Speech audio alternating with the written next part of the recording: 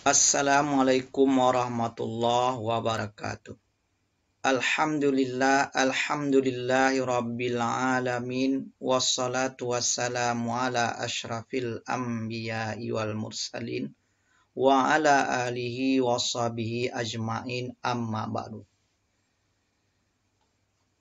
Anak-anak Bapak, siswa-siswi SD MI kelas 5 yang Bapak sayangi.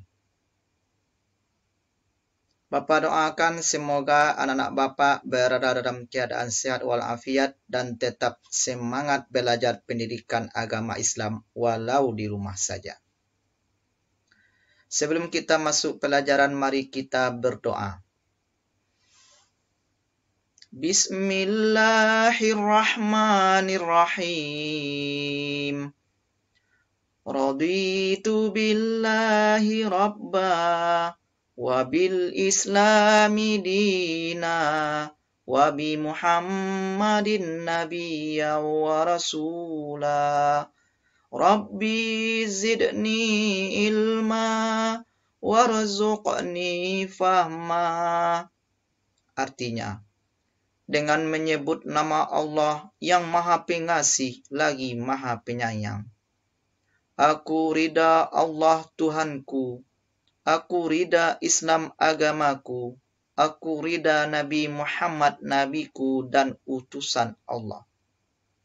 Ya Allah, tambahlah ilmuku dan berilah aku pemahaman yang mudah.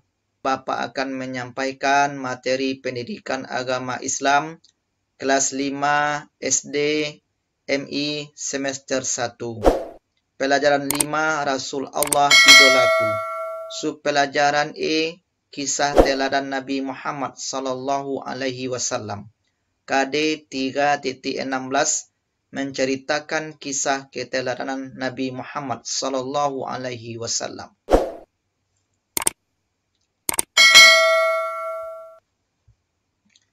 E, kisah teladan Nabi Muhammad sallallahu alaihi wasallam. Nabi Muhammad sallallahu alaihi wasallam adalah nabi dan rasul terakhir. Tidak ada lagi nabi dan rasul sesudah Nabi Muhammad.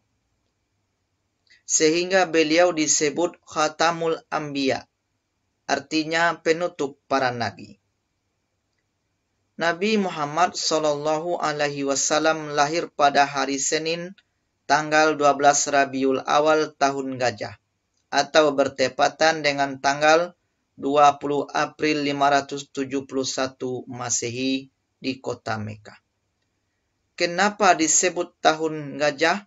Karena pada tahun kelahiran Nabi itu ada pasukan bergajah yang dipimpin oleh Raja Abraha dari negara Yaman yang berencana menghancurkan Ka'bah. Tetapi rencana mereka gagal karena dengan kekuasaan Allah Subhanahu wa Ta'ala mereka hancur diserang burung ababil, burung yang berbondong-bondong. Burung ababil melempari mereka dengan batu yang panas sehingga mereka mati. Hal ini dijelaskan juga dalam Al-Quran surat Al-Fil ayat 1-5. Saksikan video berikut ini. Kisah penyerangan pasukan bergajah ke Mekah. Kisah ini disebutkan di Al-Quran, surat Al-Fil ayat 1 hingga ayat ke-5. Kisah ini menceritakan tentang gagalnya penyerangan pasukan bergajah yang ingin menghancurkan Ka'bah. Dalam kisah ini, Allah memberikan pelajaran bagi kita tentang akibat seseorang yang sombong dan merasa dapat melawan kekuasaan Allah. Abraha bersama para prajurit bersiap untuk menyerang Ka'bah. Mereka menggunakan gajah untuk mengangkut segala peralatan perangnya. Sesampainya di perbatasan Mekah, pasukan Abraha melakukan aksi perampasan. Mereka merampas harta benda dan hewan peliharaan penduduk Mekah, termasuk unta-unta milik Abdul Muthalib. Abdul Muthalib adalah kakek Nabi Muhammad, sekaligus orang yang diberi kepercayaan sebagai juru kunci dan menjaga Ka'bah. Wahai saudaraku, Abdul Muthalib, ada hal buruk yang ingin aku sampaikan kepadamu. Ada apa, wahai saudaraku? Kenapa nafasmu tersengal-sengal? Ada seorang bernama Abraha. Ia datang dari Yaman bersama pasukan yang besar. Mereka mengendarai gajah dan merampas harta serta hewan peliharaan penduduk, termasuk 200 ekor unta-unta milikmu. Mendengar hal itu, Abdul Muthalib bergegas menuju tempat Abraha dan pasukannya untuk menanyakan kebenaran kabar itu. Wahai Abraha, apa tujuan Tuan datang kemari dengan membawa pasukan yang besar ini?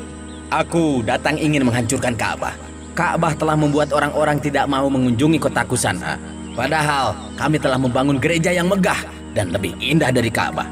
Lalu, apa maksud kedatanganmu kemari, wahai kakek tua? Saya minta Tuan mengembalikan 200 unta-unta saya. Jadi, kamu tidak berniat untuk menghalangiku menghancurkan Ka'bah, wahai kakek tua?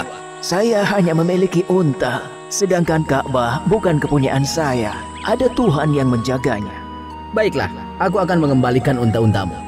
Sekarang, pergilah, wahai kakek tua. Jangan halangi aku dan pasukanku.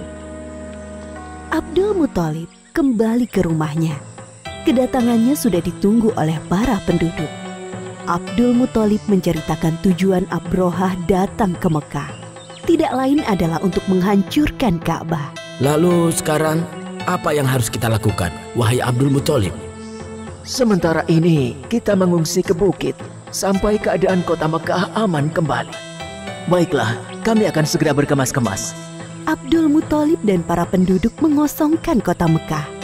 Mereka mengungsi ke daerah perbukitan di sekitar kota Mekah untuk berlindung dari serangan pasukan bergajah. Wahai prajuritku, sekarang adalah saat yang tepat untuk menghancurkan Ka'bah. Maju dan serang! Namun, gajah-gajah itu tidak bergerak dan duduk seakan kakinya terikat. Kenapa gajah-gajah ini tidak mau berjalan? Wahai prajurit, cepat pukul gajah-gajah ini agar mau bergerak. Para prajurit memukul gajah-gajah itu berkali-kali dengan harapan agar mau berdiri. Namun usaha mereka sia-sia. Wahai Tuan, lihatlah ke atas langit. Apakah itu? Dari arah langit, tiba-tiba datang sekawanan burung membawa batu-batu panas. Seperti yang disebutkan dalam surat Al-Fil ayat 3-4. Dan Dia Allah mengirimkan kepada mereka burung yang berbondong-bondong yang melempari mereka dengan batu dari tanah liat yang dibakar. Abraha dan para prajurit berlarian meninggalkan Ka'bah. Hanya beberapa langkah mereka bergerak, tubuh mereka kepanasan dan sendi-sendi mereka terlepas terkena serangan burung ababil. Akhirnya satu persatu para prajurit meninggal karena tidak kuat menahan rasa panas dari batu yang dilemparkan burung ababil, termasuk Abraha, sang pemimpin pasukan bergajah. Ibu Nabi Muhammad SAW adalah Siti Aminah dan ayahnya bernama Abdullah. Nabi Muhammad lahir dalam keadaan yatim karena ayahnya wafat ketika beliau masih dalam kandungan ibunya, kira-kira berumur 2 bulan. Pada masa kelahiran Nabi Muhammad, bangsa Arab memiliki kebiasaan untuk menyusukan anak-anak mereka kepada perempuan di desa. Maka kakeknya Abdul Muthalib menyerahkan cucunya kepada Halimah As-Sa'diyah. Nabi Muhammad disusukan selama 2 tahun dan kemudian diasuh lagi 2 tahun. Setelah itu Nabi Muhammad dikembalikan kepada ibunya Siti Aminah. Nabi Muhammad SAW diasuh dengan penuh kasih sayang. Nabi Muhammad SAW tumbuh menjadi anak yang berakhlak terpuji yang berbeda dengan anak lain seusianya.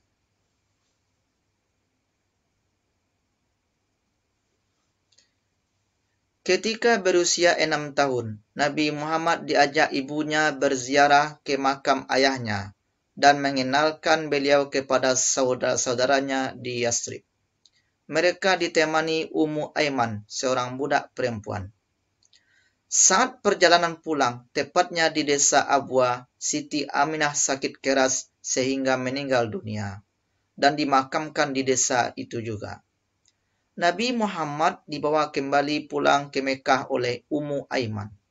Nabi Muhammad harus berpisah dengan ibunya yang meninggal saat berada di desa Abwa.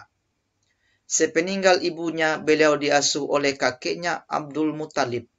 Kakeknya sangat sayang kepada Nabi Muhammad SAW. Namun itu tidak berlangsung lama. Pada usia 8 tahun, meninggal pula kakeknya. Kemudian Nabi Muhammad diasuh oleh pamannya Abu Talib. Nabi Muhammad sangat rajin membantu pamannya Abu Talib. Beliau membantu mengembalakan kambing untuk meringankan beban ekonomi keluarga. Nabi Muhammad terkenal tabah, sabar, bertanggung jawab, dan pekerja keras.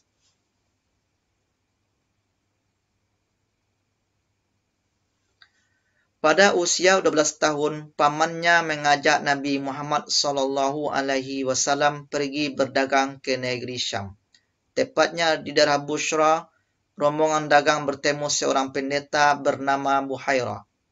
Pendeta itu takjub karena melihat awan selalu bergerak melindungi Nabi kemanapun beliau melangkah. Pendeta Buhairah berpesan kepada Abu Talib agar menjaga anak saudaranya itu dan agar pulang ke Mekah karena beliau adalah calon Nabi dan Rasul. Lihat video berikut ini. Kisah Nabi Muhammad SAW. Pertemuan dengan pendeta Buhairah. 82 Masehi, Abu Thalib berencana untuk melakukan perjalanan dagang ke Syam. Muhammad yang mengetahui rencana pamannya itu memaksa untuk turut serta, padahal usianya masih 12 tahun. Wahai paman, bolehkah aku ikut berdagang denganmu? Tidak untuk saat ini ya nak. Perjalanan ke Syam sangat jauh dan melelahkan untuk anak seusiamu. Jika paman pergi, aku akan sendirian di sini. Lalu kepada siapa aku berlindung jika sesuatu terjadi kepadaku?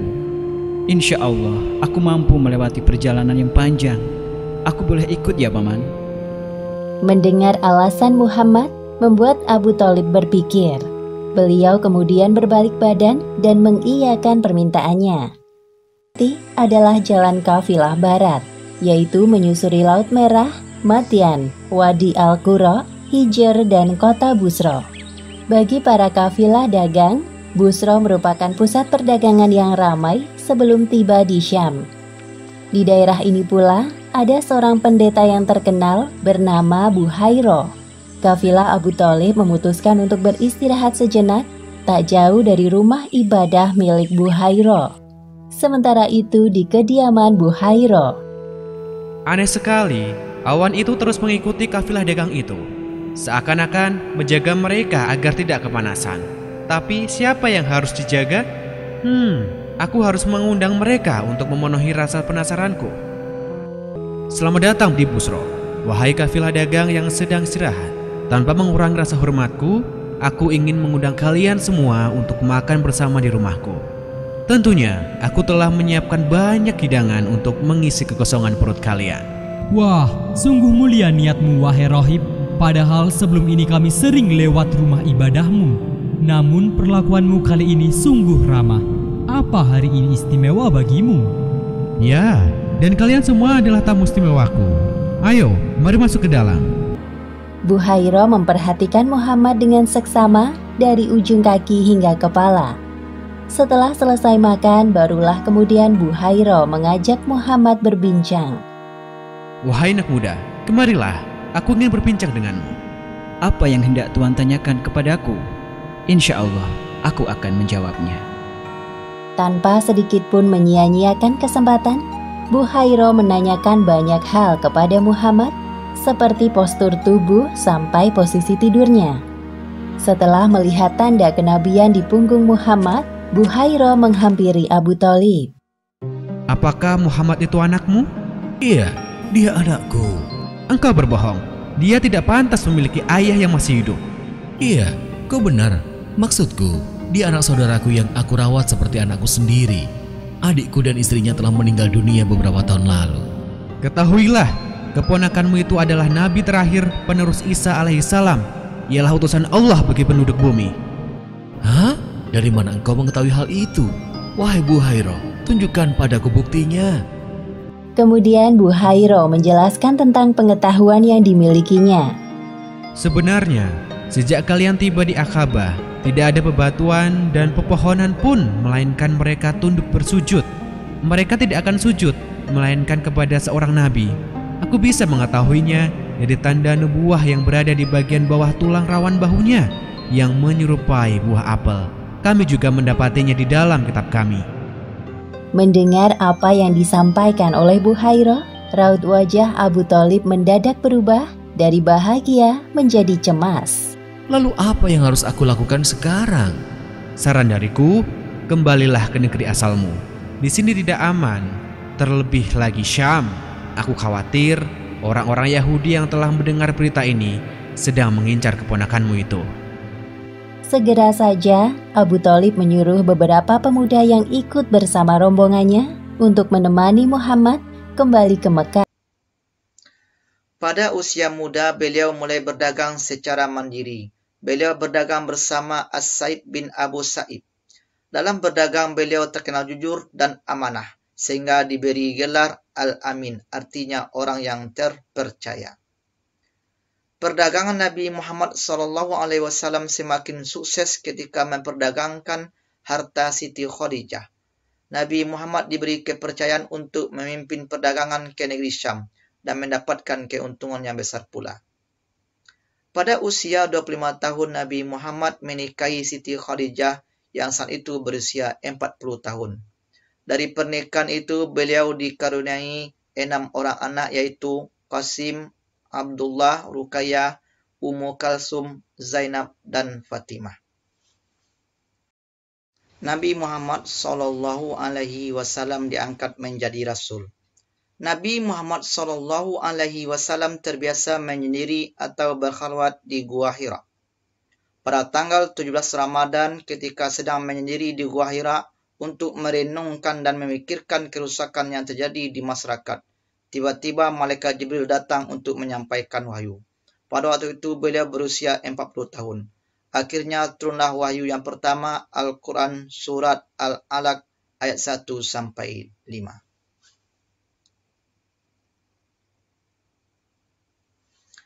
Iqra bismi rabbikal ladzi khalaq. Khalaqal insana min 'alaq. Iqra wa rabbukal akram. Alladzi 'allama bil qalam, 'allamal insana ma lam ya'lam. Artinya, bacalah dengan menyebut nama Tuhanmu yang menciptakan. Dia telah menciptakan manusia dari segumpal darah. Bacalah, dan Tuhanmu lah yang Maha Pemurah, yang mengajar manusia dengan perantaraan kalam. Dia mengajar kepada manusia apa yang tidak diketahuinya. Saksikan video berikut ini. Kisah Nabi Muhammad SAW, peristiwa kenabian dan turunnya wahyu. Pada usia 40 tahun, Muhammad sering menyendiri di Gua Hira untuk merenungi kebesaran Sang Pencipta alam. Kata, "Bacalah, wahai Muhammad." Aku tidak bisa membaca. Pada saat itu Jibril mendekap beliau dengan erat, seakan-akan ruh mau keluar dari tubuhnya. Kemudian Jibril melepaskan dekapannya dan mengulangi perintahnya lagi. "Bacalah, wahai Muhammad." Aku tidak bisa membaca. Untuk ketiga kalinya, Jibril mendekap Muhammad sampai dadanya terasa sesak, lalu kembali melepaskannya dan mengulangi perintahnya sekali lagi. "Bacalah, wahai Muhammad." Aku tidak bisa membaca. Kemudian Jibril melakukan hal yang sama kepada Muhammad, lalu beliau mengubah jawabannya. "Bacalah, wahai Muhammad." Apa yang harus aku baca? Maka malaikat Jibril membaca surat Al-Alaq ayat 1-5. "Bacalah dengan menyebut nama Tuhanmu yang menciptakan.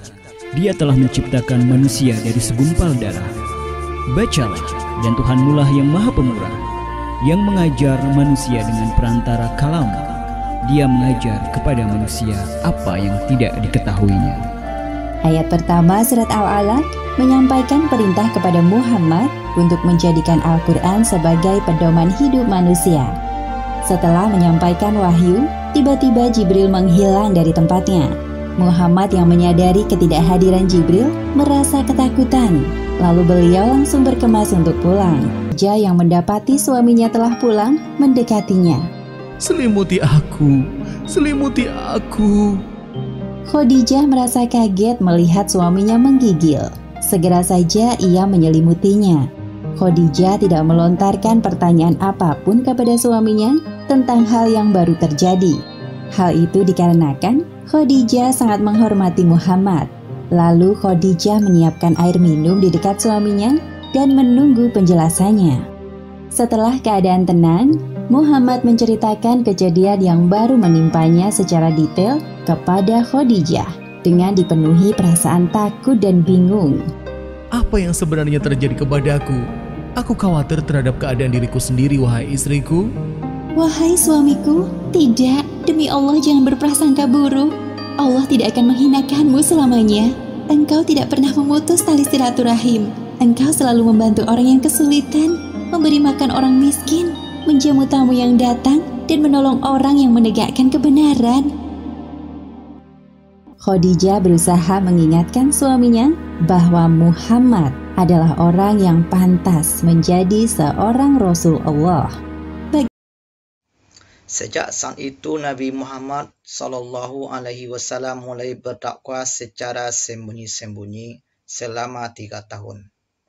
Di antara orang yang pertama kali masuk Islam adalah Siti Khadijah, Abu Bakar, Ali bin Abi Thalib, Zaid bin Haris, Ummu Aiman, dan Bilal bin Rabah. Setelah itu Nabi berdakwah secara terang-terangan. Beliau mengumpulkan keluarga dan kaum kerabat beliau seraya menyampaikan tentang agama Allah, mengajak mereka menyembah Allah Subhanahu wa Ta'ala. Namun paman beliau sendiri Abu Lahab menolak dan marah. Nabi Muhammad tidak berhenti berdakwah dan tidak pernah takut menghadapi berbagai halangan, rintangan, ancaman dalam menyampaikan dakwah. Contohnya Abu Jahal, tokoh kafir Quraisy yang membenci dan menentang Nabi Muhammad.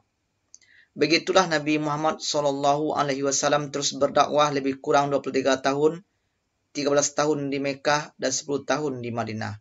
Akhirnya Islam berkembang di Madinah dan juga di Mekah.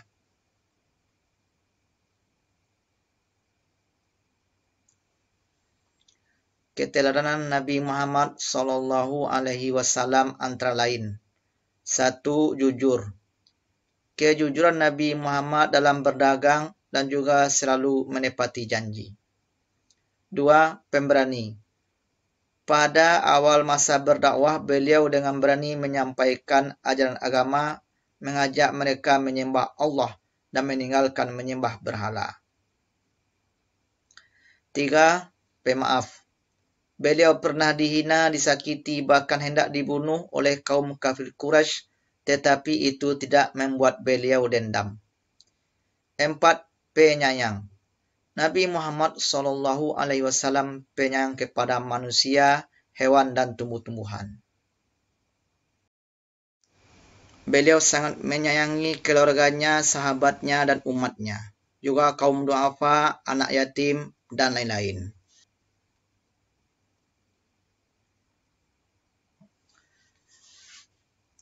Baiklah anak-anak Bapak, di akhir video ini Bapak akan memberikan tugas, tulislah soal dan jawaban berikut di buku tulis dengan tulisan yang rapi, foto dan WA-kan ke Bapak atau Ibu Guru Ananda.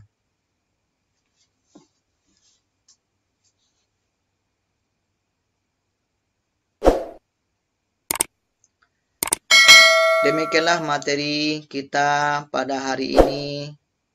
Semoga bermanfaat dan mari kita sudahi dengan bacakan Alhamdulillahirabbil alamin. Terima kasih atas perhatian. Billahi taufik wal hidayah. Assalamualaikum warahmatullahi wabarakatuh.